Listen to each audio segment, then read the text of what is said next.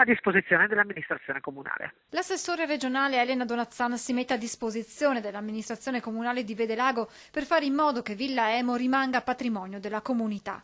Un impegno che l'assessore ha ribadito ieri a Palazzo Ferrofini, al sindaco Cristina Andretta e al vice Marco Perin, arrivati a Venezia per discutere del futuro del complesso patrimonio dell'umanità. Dopo la dimostrazione di interesse da parte di un privato di acquistare dal Credito Trevigiano l'opera architettonica, il comune ha studiato delle possibili contromisure che vedrebbe entrare in gioco una cordata di imprenditori. Sarebbe veramente un bel segno, no? Imprenditori veneti che si riacquisiscono un patrimonio veneto. Valorizzare le finalità pubbliche di Villa Emo trasformandola, spiega l'assessore Donazzan, in un luogo per fare formazione nell'ambito del turismo. Potrebbe diventare una sede di una parte di una scuola, potrebbe diventare un grande laboratorio per le competenze turistiche del settore della ricettività, del turistico alberghiero.